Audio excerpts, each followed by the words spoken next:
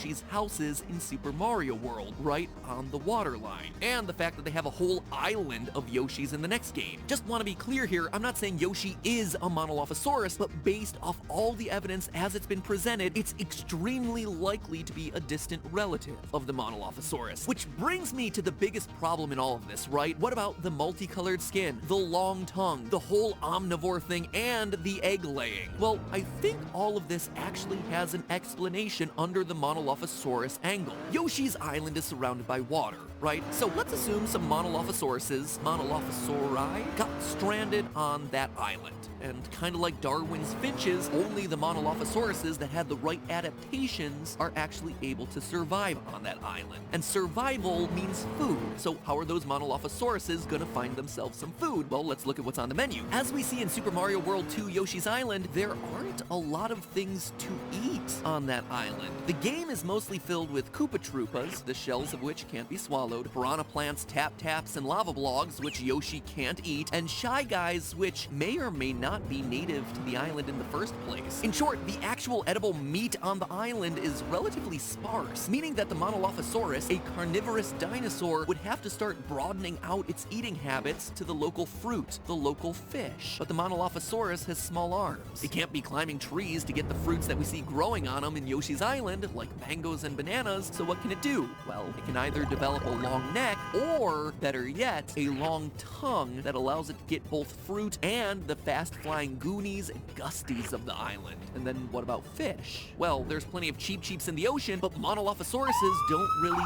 swim. Well, we better start developing smooth skin, which will serve it better in an environment where it needs to move through the water. Notice that Yoshis aren't particularly good at swimming. They can when they need to, but it's not just their natural thing. That is adaptation at its finest. And finally, what about their coloration? Why do they come in so many different colors, like bright reds and vibrant greens, but also faded blues and browns? Again, it's adaptation. Super Mario World 2 shows us just how colorful Yoshi's Island is, with bright red flowers, big green jungle plants, but also massive systems of gray-blue caves and brown mountains. For Yoshis needing food wherever they can get it on this island, they evolved to feature a huge range of colors in order to survive. Remember, they're communal. They're working together in a lot of cases to pool their food together. And thus, we have how a carnivorous bipedal, big-nosed Monolophosaurus would over generations slowly turn into the neon-colored, omnivorous, long-tongued